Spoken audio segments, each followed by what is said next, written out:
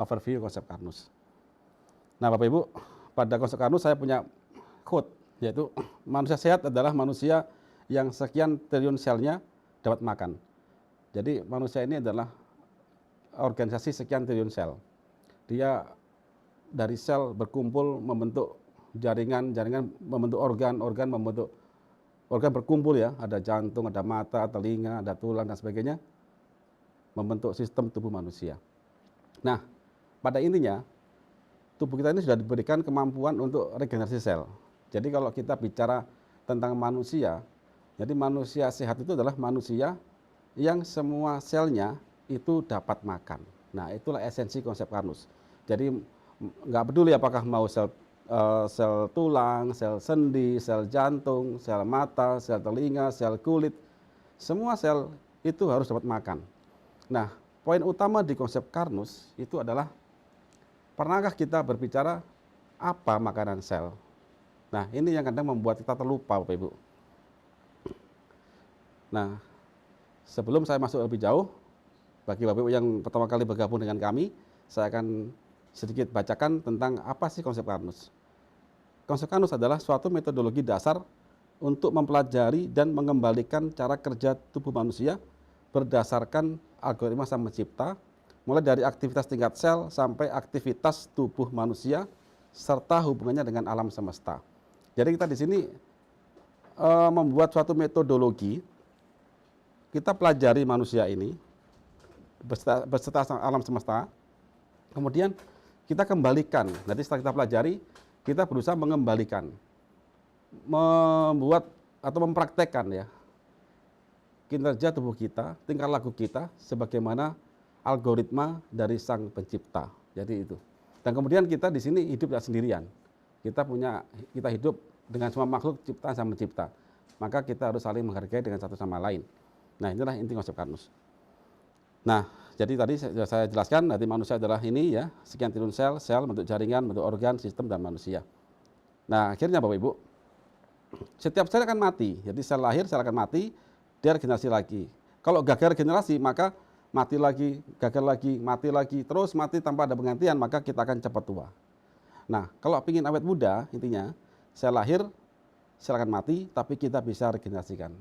Jadi kita akan awet muda, meskipun usia bertambah tua, tetapi kita masih bisa beraktivitas seperti orang muda. Contoh, usia 60 tahun, 70 tahun, masih bisa naik sepeda, masih bisa ke sawah misalkan, masih bisa jalan ke gunung misalkan ya. Jadi umur boleh tua, tapi jika semua sel kita bisa regenerasi, maka kita akan bisa melakukan aktivitas sehari-hari tanpa merepotkan saudara kita yang lain. Nah, Bapak Ibu, manusia itu selnya mati akan diganti selama terpenuhi nutrisinya dan terpenuhi semua skema metabolismenya. Jadi ini yang harus kita pahami. Nah, pada intinya begini, sel kita itu nggak mau tahu apa yang masuk ke mulut kita. Jadi pada konsep Karnus, semua makanan yang baik adalah calon nutrisi sel. Nah, coba kita tanya, someday kita tanya, contoh gini, hei kulit, apa makananmu? Atau gini, hei kulit, apakah kamu saya kasih nasi goreng? Maukah dia nasi goreng? Nah, ini yang harus kita jawab.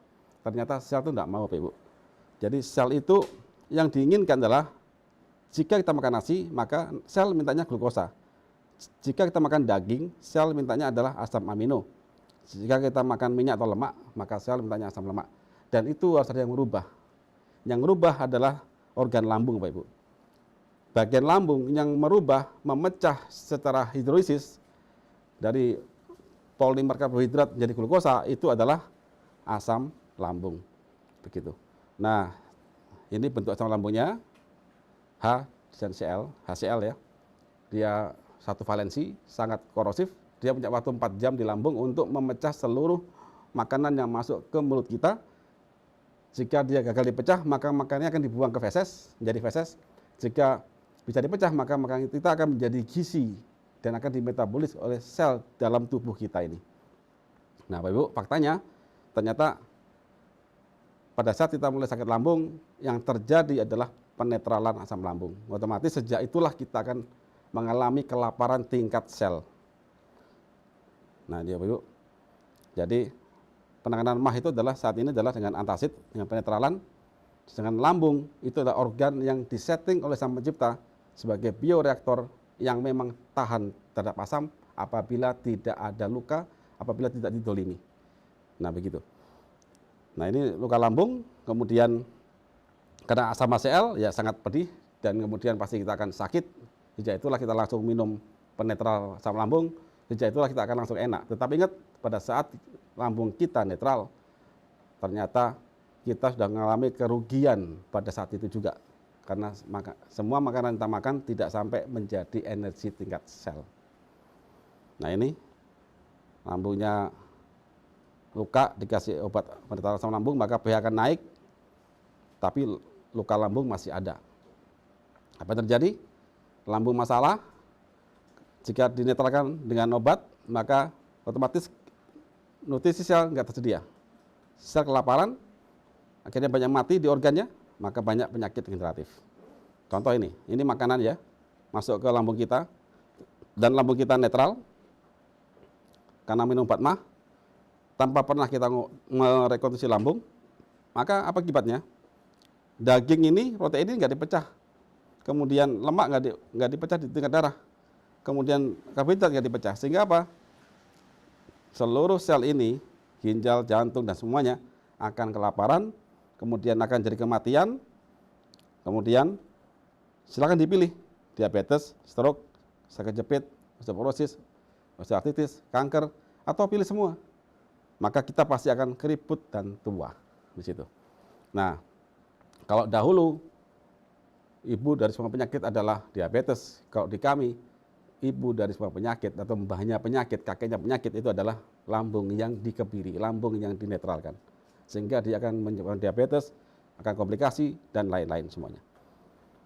Nah, bagaimana cara memperbaiki lambung yang rusak? Inilah inti konsep Karnus.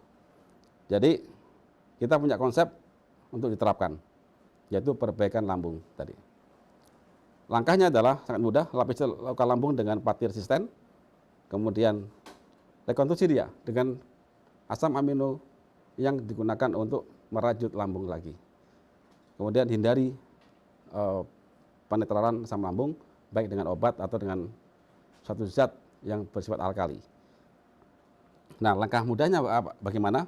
Nah, dari konsep ini akhirnya kami aplikasikan ke suatu produk, ke suatu zat ya, yaitu dengan pati resisten, kemudian kita kembali kombinasikan dengan protein penyusun lambung, yaitu pada agi sereal. Jadi minum agi sereal, kemudian makan banyak lauk, kemudian berhenti makan sebelum kenyang. Setelah itu melindungi darah dari oksidasi dengan algati, dan kita minta untuk beraktivitas fisik yang rutin.